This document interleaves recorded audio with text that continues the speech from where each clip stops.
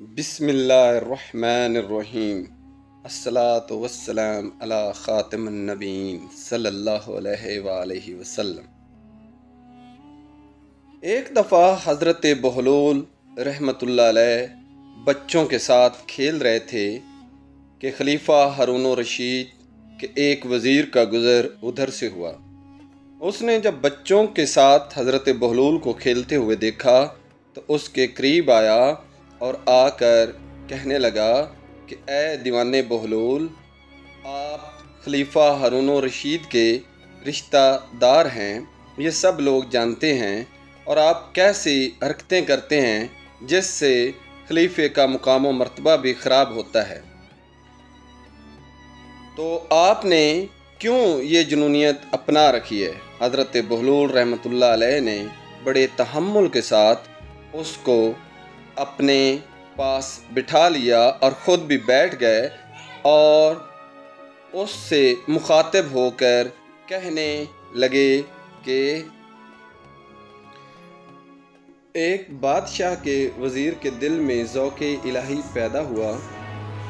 تو اس نے بادشاہ کی وزارت چھوڑ کر فقر کی راہ اختیار کر لی۔ ایک مدت بعد بادشاہ کی اس سے کہیں ملاقات ہو گئی تو بادشاہ نے اس سے پوچھا، تم میری ملازمت کیوں چھوڑ چکے ہو؟ وزیر جو اب ایک درویش بن چکا تھا نعرہ مارا اور کہا کہ اے بادشاہ، تجھ میں 5 باتیں تھیں۔ ایک یہ کہ تم میرے سامنے کھانا کھاتے تھے لیکن مجھے نہیں کھلاتے تھے۔ اب میں اس پاک خدا کی خدمت میں ہوں جو خود تو نہیں کھاتا مگر مجھے کھلاتا ہے۔ دوسری بات یہ کہ میں تیرے سامنے کھڑا رہتا تھا مگر تم نے کبھی بیٹھنے کو نہیں کہا، لیکن میں اب اللہ تعالی عز و جل کی خدمت میں ہوں تو وہ مجھے 4 رکعت نماز میں 2 بار اپنے سامنے بٹھاتا ہے، جس سے مجھے اس کی عبادت کرنے میں آسانی ہوتی ہے۔ تیسری بات یہ کہ تم سوتے تھے اور میں کھڑا رہتا تھا اور تم نے مجھے کبھی سونے کے لیے نہیں کہا تھا، پر اب میں اللہ تعالی عز و جل کی خدمت میں ہوں تو وہ خود نہیں سوتا، میں سوتا ہوں اور وہ میری حفاظت کرتا ہے۔ چوتھی بات یہ کہ مجھے ہر وقت ڈر لگا رہتا کہ تم مر نہ جاؤ، پر اب میں اس خدا پاک کی خدمت میں ہوں جسے خود نہیں مرنا اور مجھے اس نے اپنے ذکر سے حیات جاوداں یعنی کہ ہمیشہ کی زندگی بخش دی ہے۔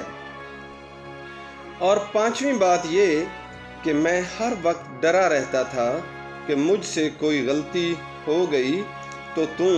یعنی بادشاہ مجھے سخت سزا دے گا، پر اب میں اللہ تعالی عز و جل کی خدمت میں ہوں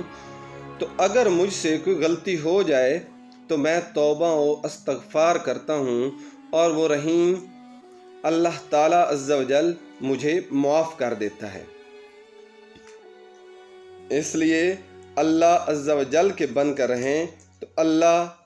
تعالی آپ کو سب کچھ عطا فرمائے گا اور آپ کو دلی سکون بھی نصیب ہوگا، اور دنیا ذلیل ہو کر آپ کے پاس آئے گی اور دنیا و آخرت میں بھی آپ ہمیشہ کامیاب و کامران رہیں گے۔